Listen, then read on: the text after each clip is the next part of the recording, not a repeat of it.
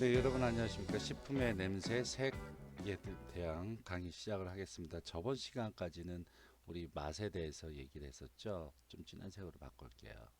에이, 자, 맛에 대해서 얘기를 했었는데, 어, 뭐 맛만큼 관능적인 요소에서 진짜 중요한 것은 없을 거라고 생각이 됩니다.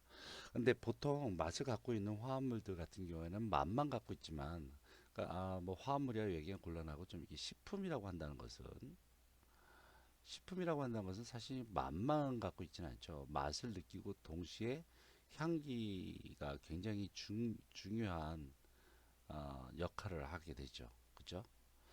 어, 아마 이제 코만 이렇게 막고서 어떠한 식품을 갖다가 감별을 하는 데 있어서는 굉장히 좀 어려움이 있어요. 예. 그렇기 때문에 이 향기 또한 맛과 함께 굉장히 보조적인 역할로 중요한 역할을 합니다. 그래서 이번에는 식품의 냄새와 색, 아마 이번 차실 것은 향기 성분을 얘기하게 될 건데요.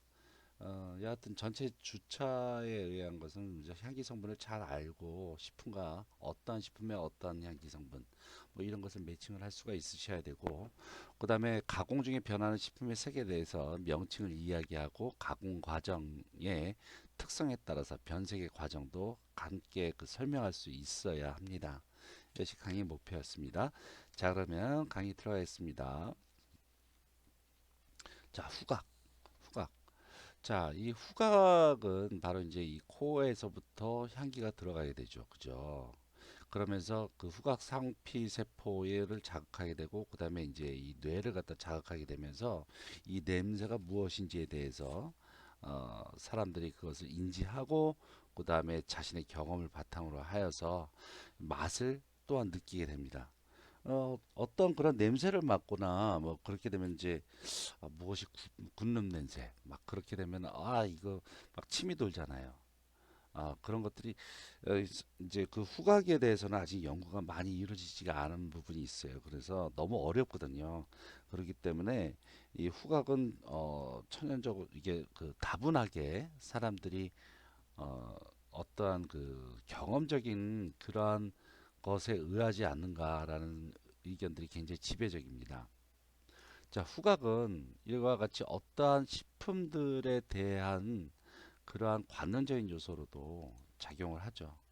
혹은 쌍을 찾는데 그 자기의 쌍을 찾는 데 있어서 페로몬이라든지 어떤 호르몬이라든지 이런 것들이 후각을 자극하면서, 그러니까 동물들 간에 있어서는 굉장히 그 후각이 많이 발달되어 있는데 이 자기의 그 상대가 어디에 있는지 가까이 있는지 그런 것들을 자극하기 위해서 어떤 냄새를 내게 하기도 하고 그 냄새를 또 쫓아가기도 합니다.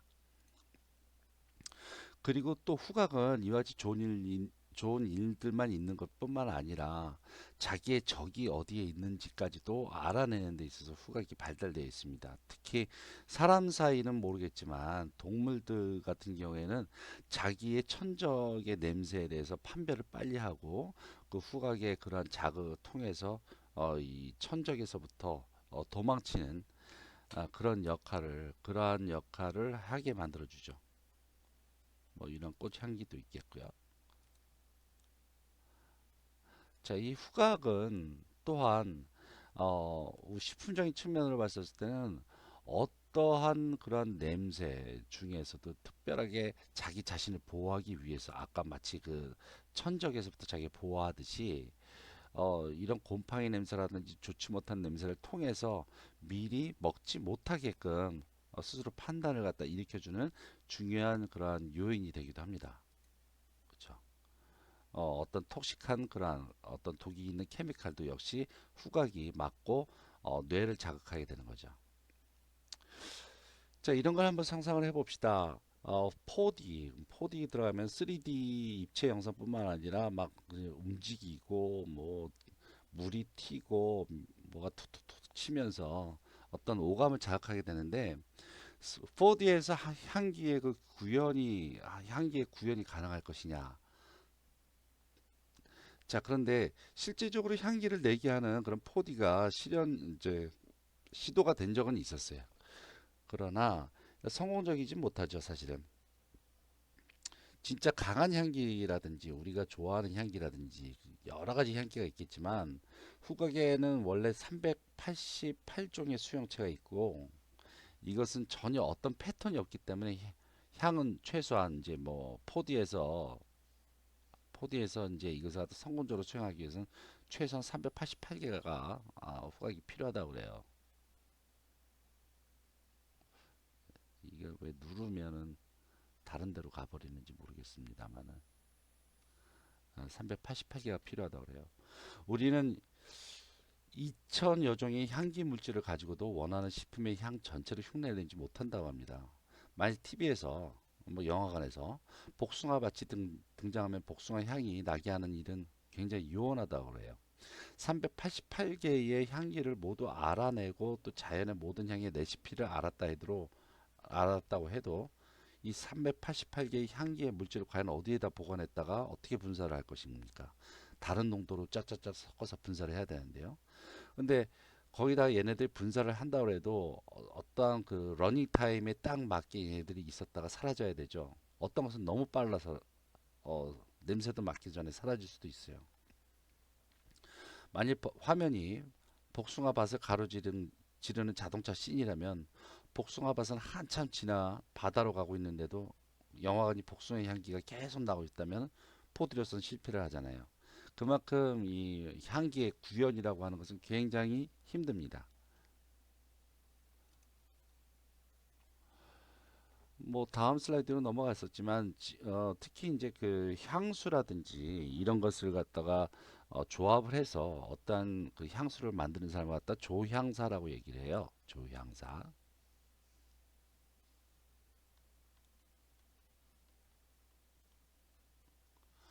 근데 이 조향사는 굉장히 전문적인 직종이기 때문에 조향사로서 굉장히 성공하게 되면 아주 많은 돈을 벌 수가 있다고 그러는데 이 조향사는 냄새를 갖다가 어떻게 섞으면 어떤 냄새가 되는지 뿐만 아니라 처음에 다가가는 냄새와 냄새가 또한 이제 사라지거나 멀리 가면서 또 자극하는 어떤 냄새 이런 식으로 해서 시간 타임에 따라서 냄새가 어떻게 변하는지까지도 모두 다 분별해 낼 수가 있고 그것을 갖다가 만들어낼 수 있는 사람이어야 된다고 합니다.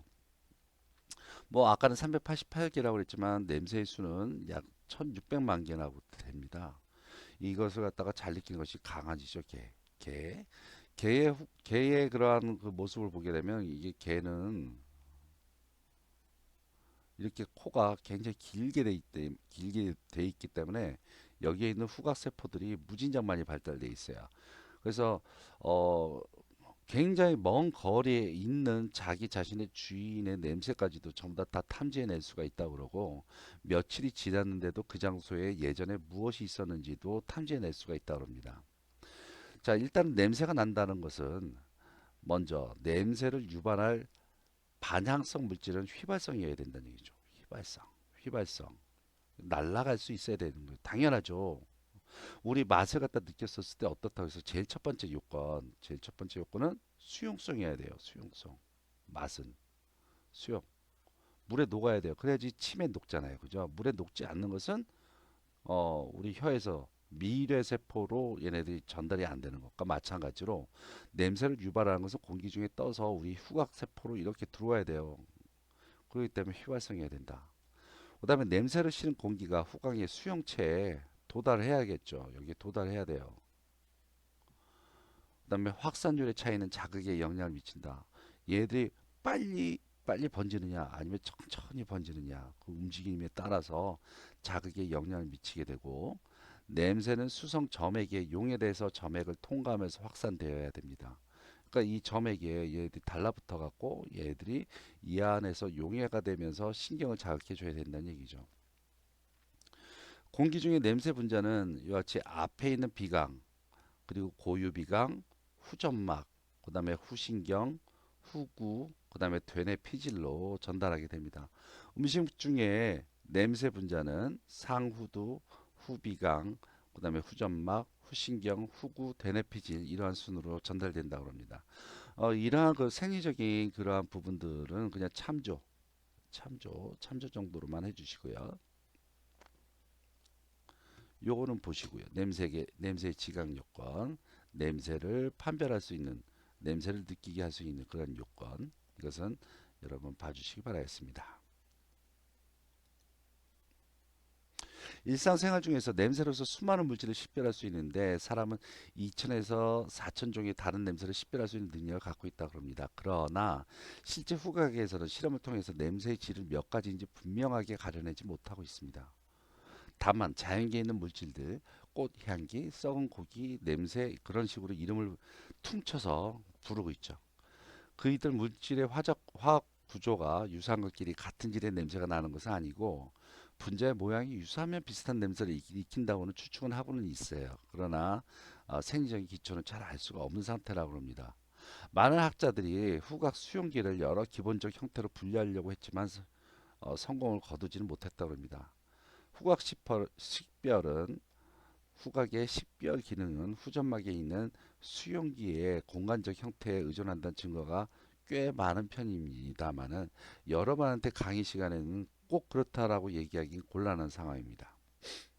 이것이 후각 세포에서 리셉터, 그러니까 무엇을 받아들이는 프로테온이 어떠한 냄새 물질을 갖다가 이렇게 받아주고 그 다음에 이렇게 움직이는, 그러니까 세포 상피를 갖다가 이렇게 해서 통과를 한다라는 그런 하나의 가설을 보여주는 그림입니다. 냄새와 화학 구조의 관계를 밝히는 연구는 예부터 이루어져서 많은 가설이 제시가 되었었습니다만은 분자의 크기와 형으로 분자의 크기와 생김새로 냄새질이 결정된다는 암호입니다. 이게 암호이 아니라 암호인데 잘못 썼네요. 암호. 암호의 입체 화학설이 일반적으로 요새 많이 받아들이고 있다고 합니다.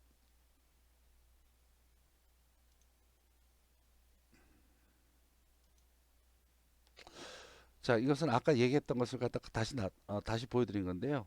물에 녹아야 된다. 그리고 충분히 효과성이 있어야 된다. 그리고 이렇게 극성이 좀 낮아야 된다. 너무 높지가 않아야 된다. Some ability to dissolve in a fat. 어느 정도는 지방에 녹아야 된다. 이것은 앞에 있는 그거 외에도 더 보충이 될 만한 것이겠죠. 그 다음에 표면에 대해서 활성을 갖고 있어야 된다. 여기는 표면에 대해서 활성을 갖고 있어야 된다. 뭐 이러한 것들입니다. 자, 냄새를 분류하는 역사가 굉장히 길어요. 1752년부터 시작이 되는데 1752년에 린네우스라고 하는 사람이 처음에 냄새를 분류했다고 합니다. 냄새 분류. 그다음에 츠바데 마카 독일 사람이라서 발음이 하기 좀 힘든데요. 츠바데 마르카. 그다음에 해닝, 그다음에 클러크와 핸더슨 이런 식으로 해서 1700년대부터 1900년대 이게 거의 200년 가까이 냄새에 대해서 많은 과학자들이 관심을 가지고 이것에 대해서 연구를 했었어요. 이 사람이 누구냐면 바로 그 린네라고 하는 사람입니다. 린네. 근데 요거 어디서 많이 본 그림 같지 않아요? 요거? 여러분 이거 미생물 시간에 봤었던 거예요. 미생물을 갖다 분류할 때 에, 영어에서 좀 그러면은 뭐 이와 같이 박테리아, 시원세균, 진핵생물 뭐 이렇게 해갖고 이쪽에는 원의 세포, 그다음에 이쪽에서는 뭐 무슨 세포 뭐 이런 식으로 해갖고 분류를 했었어요. 이 린네는 이와 같이 분류뿐만 아니라 이 사람 미생물의 이명법 기억나세요? 이명법 뭐였죠? 속명, 종명으로 미생물을 갖다 이름을 갖다 짓는 거, 사카로마이세스, 세레비제 이와 같이 무엇과 무엇 그래서 속명, 종명 이런 식으로 이름 붙이는 규칙까지도 이 사람이 만들어낸 사람입니다. 굉장히 유명한 사람이죠. 근데 이렇게 생물학자인데 이 사람이 어떻게 해서 웬 냄새에 대해서 이제 이렇게 관심을 가졌었을까? 이 사람이 발표한 이 책의 이름이 약의 냄새라는 것인데 뭐 odors 어, 메디카멘터럼이라고 하는 것인데 여기에서 냄새에 대해서 분류를 했어요. 근데 이 사람이 냄새를 난 분류하고 싶어 그래서 분류한 것이 아니라 여기에 있는 천연 약재들이 있어요. 천연 약재들이 어떠한 냄새들이 굉장히 독한 것은 약효가 있다라는 그런 것에 아이디어를 얻어서 냄새에 따라서 어떠한 천연 약재의 성분을 갖다가 이렇게 분류를 하고자 했던 것인데, 이것이 결국은 냄새를 이와 같이 분리하는 데 있어서의 처음 시도라고 합니다. 그래서 이게 어떠한 약재는 어떠한 냄새를 갖고 있고 어떠한 그런 기능을 갖고 있다. 이게 마치 그 뭐 뭡니까? 아로마 세라피 있잖아요. 그거 같은 느낌을 주죠. 그 다음에 여기 즈바데 마카라는 사람이 1895년, 거의 100년 후네요. 이 사람이 이것으로 이 레밍에 여기에다가 좀 더 어, 분류를 더 많이 했어요. 예. 그래갖고 두 가지를 갖다 더 분류를 했었다라는 얘기가 있었고, 그 다음이 해닝이라고 하는 사람인데, 이 해닝이라고 하는 사람은 이렇게 프리즘, 그러니까 우리 그 햇볕을 갖다 이렇게 받으면은 이게 프리즘이, 삼각 프리즘이 얘네들 갖다가 빨주노초 파남보로 이렇게 해갖고 이렇게 하잖아요. 그래서 해닝의 냄새 프리즘이 있는데, 이 사람은 이와 같이 중요한 향기를 갖다가 각각의 꼭지점에다가 이렇게 집어넣고요. 얘네들이 이제 과일 향과 썩은 향이 서로 만나면 어떠한 냄새, 뭐 이러한 식으로 얘하고 얘가 만나면 어떠한 냄새, 뭐 이러한 식으로 이제 분류를 하고자 했습니다. 그래서 이 사람은 뭐 매운 냄새, 꽃향기, 과일 향기, 수지 향기, 썩은 냄새, 탄 냄새 이러한 식으로 해서 이제 분류를 했었고,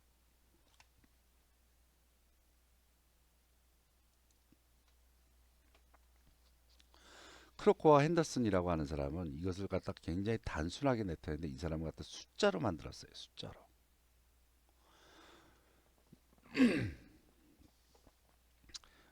굉장히 그 뭐랄까 그러니까 과학적으로 이제 발전을 시켰다는 얘기죠.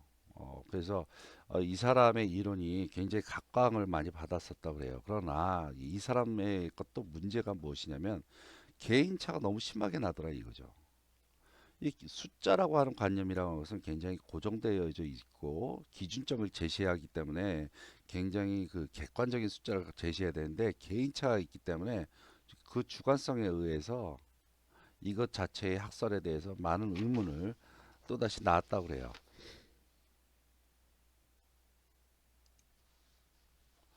그 이후로는 암호가 어떠한 그 장내 냄새를 뭐 이런 것들은 이와 같은 분자 구조가 이렇게 생겼다. 사양 냄새가 나는 건 이렇게 생겼다. 꽃향기가 내는 것은 이렇게 생겼다. 에테르 냄새가 나는 건 이렇게 생겼다. 민트 향 나는 것은 이렇게 생겼다. 뭐 이런 식으로 해서 어떠한 그 화합물의 입체적인 그러한 화학설, 입체적인 그런 구조에 의해서 냄새가 나더라라는 입체 화학설을 갖다 제시하였고, 지금 이것이 뭐 가장 뭐 요새 많이 쓰이고 있는 것이지만 사실은 이 이후에 그렇게 많은 연구가 진행되지는 않았습니다. 왜냐? 너무나 어렵기 때문에. 그렇죠.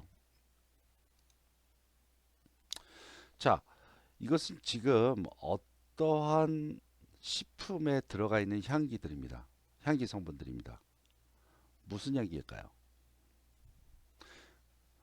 이것이 막 동등한 비율로 되어 있지는 않고 각각 다른 비율로 되어 있지만 모든 화학 성분을 갖다 다 이렇게 분석한 결과인데, 이것은 누구의 모습이냐면 바로 사과의 향기라고 합니다. 자, 이거 보고 뭘 느끼겠어요? 결국은 어떠한 향기를 낸다는 것은 특별하게 어떠한 물질이다라고 딱 집어서 얘기하기 굉장히 곤란하다는 얘기죠.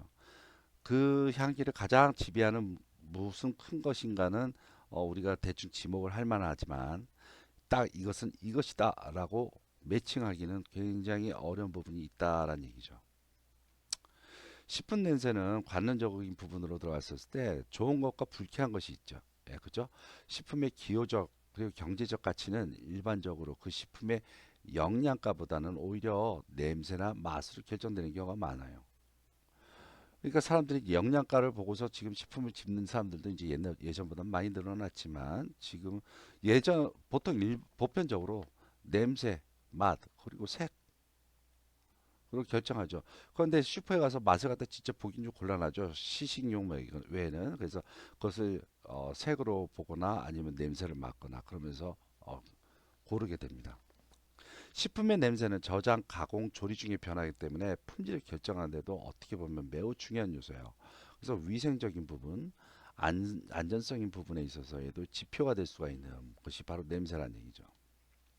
후각을 자극하는 물질은 그냥 오더라고 얘기를 하고요. 쾌감을 주는 향기를 아로마 아니면 프레그런스 그렇게 얘기하고, 불쾌한 냄새를 주는 것을 smell, stink, malodor. 이건 오더에다가 앞에다가 접두사 붙인 거죠. 유익한 향료를 갖다 perfume, aromatic 이렇게 합니다. 그래서 냄새에 관한 용어도 굉장히 많이 있는데 사실 뉘앙스가 많은 차이가 있다라는 거 알고 계시기 바라겠습니다. 냄새는 또한 식습관과 매우 큰 관계가 있고 성분의 농도에 따라서 이 냄새가 다른 냄새로 바뀌기도 합니다. 자, 이게 식품할 때 한번 건드렸던 부분이에요. 식물성 식품의 냄새 성분입니다. 사과, 복숭아, 파인애플, 배사과 뭐 이런 것이 있는데 이 포메이트, 아세테이트, 포메이트, 부틸레이트, 시나메이트 이런 것이 굉장히 많이 들어가 있죠. 네, 이렇게 향긋한 식품들은 이건 이제 영양사 시험을 대비해서 뭐뭐 메이트, 뭐뭐 이트 이렇게 되면 과일 그렇게 생각하시면 됩니다.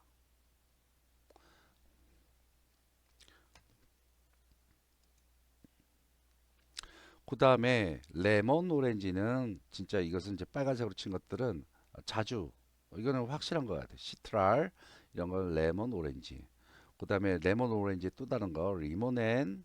그 다음에 수 같은 거 수전 이런 것들은 가장 좀 이 특별한 그런 향기이고 그 과일을 구별짓는 데서 중요한 그러한 향기 성분이라고 생각하시면 될 것 같아요. 맨솔은 이미 여러분이 잘 알고 계실 것이고. 네.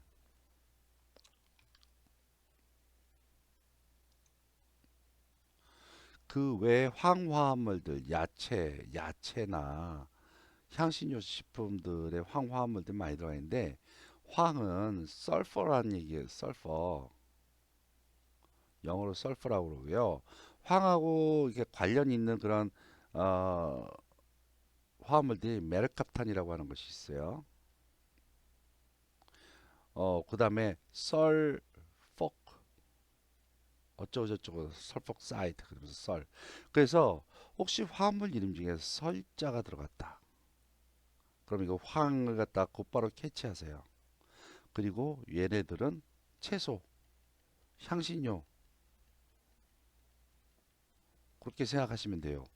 자, 알킬 아이소 티오서 여기 또 하나 있네. 시오, 티오. 이것도 황하고 관련되어 있는 거예요. SUL 아니면 CO 있는지 보십시오. 아이소시오 시아네이트 이건 고추냉이 우리가 와사비라고 얘기하는 거죠. 그죠? 알킬설파이드 마늘 파양 썰 다이메틸 메르캅탄 프로필 메르캅탄 알릴 시스테인인데 이거 없어야 돼요. 시스테인 설폭사이드 그다음 메르캅탄 프로필 메르캅탄 전부 다 중에서 야채 중에서 약간 좀 그 향신료 쪽에 가까운 것들입니다. 뭐 커피 빼고. 자, 그다음에 채소류의 향기 성분, 잎, 뿌리, 열매를 이용하는 십자화과의 식물들은 유황화합물이니까 당연히 설프 아니면 메르캅탄뿐만 아니라 어, 티오 있는지 한번 살펴보시죠. 양배추 아이소사이오시아네이트 여기 CO가 있죠. 양파 프로페닐 시스텐 설폭사이드 여기 설프 있죠. 마늘 CO 설프 백겨자 하이드로진 벤질 아이소 CO 흑겨자 알렐 아이소 CO 표고버섯은 제외. 자, 여기까지 보게 되면은 야채 성분의 향기 성분들이에요. 야채에서 그러니까 채소류의 향기 성분은 황 찾으시고 황에 관련된 영어 단어는 썰 아니면은 CO 그다음에 멜카탄 이런 거 한번 찾아보시면은 이 안에 있는지 없는지 보기 중에 고르셔서 딱 집어내시면 되는 거예요. 요와 같이 좀 이렇게 특별한 것들은 따로 외우셔야겠죠. 표고버섯은 렌사이온입니다. 근데 사실 여기도 CO 있어요. CO. 예. 동물성 식품의 냄새 성분입니다. 굉장히 시험에 자주 나오는 거죠. 자극적인 비린내, 트리메틸아민, TMA라고 하고, 원래 TMAO는 신선한 오류의 냄새예요. 근데 이것이 변질되면 O가 빠진다는 거 꼭 외우세요. 그리고 그 이름은 트리메틸 어떻다고요? 아민. 네. 자, 민물고기는 뭐예요? 피페리딘. 민물고기의 민물고기의 비린내는 피페리딘. 그다음에 해수어는 트리메틸아민. 자, 육류는 뭐 그냥 넘어가시고 카르보닐 화합물 뭐 그냥 대충 이렇게 보시고, 우유, 신선한 우유는 아세톤이나 아세트알데히드, 부티리산, 메틸설파이드가 있고, 부패가 되면 휘발성 카르보닐 화합물들이 증가된다. 만약 우유가 광선에 의해서 부패가 되면 일광치라는 것을 나온다. 자, 버터 자주 가끔 나옵니다. 아세토인 다이아스틸. 그다음에 치즈, 메사ion에서 나오는 에틸 메타 메틸 메르캅토 프로피오네이트가 있습니다. 프로피오네이트. 오가 또 빠졌네요. 자, 이것은 여러분 저희 식품화학 때 이미 다 배운 내용인데요. 그냥 외우십시오. 그리고 그 외우는 데 있어서 좀 이렇게 그 요령, 요령 같은 것을 제가 여러분한테 말씀드렸으니까 요령껏 외우시면 됩니다. 그리고 앞에 있는 뭐 분류를 누가 했고 뭐 그런 것이 있는데 그런 것은 그렇게 중요하지는 않은 거 알고 계시죠? 예. 그렇기 때문에 여러분의 그때 배포된 강의 노트에도 그러한 그 슬라이드는 다 세세하게 집어넣지는 않았었습니다. 그 뒤에 나오는 이제 과일량, 그다음에 야채, 그다음에 어류, 그다음에 육류, 우유, 여기에 있어서 중요한 화합물들의 이름은 잘 외워놓으시길 바라겠습니다. 그리고 여러분한테 좀 권하고 싶은 것이 퀴즈렛이라고 하는 그런 프로그램이 있어요. 이거 같은 경우에는 자기가 작성하면 돼요. 그냥 이름 작성하고 누구의 무슨 냄새, 이름 작성하고 무슨 냄새, 이거 갖다가 메모장 같은 건데 단어장 같은 거예요. 자기가 한번 제작을 한번 해보세요. 그래갖고 그걸 만들어서 언제나 들고 다니면 이게 핸드폰에 다 입력이 되니까 어플 까셔갖고 외우시고 다니시면 나중에 큰 도움이 될 겁니다. 진짜 큰 도움이 될 거예요. 자, 오늘 향기 성분만 강의를 마치겠습니다. 감사합니다.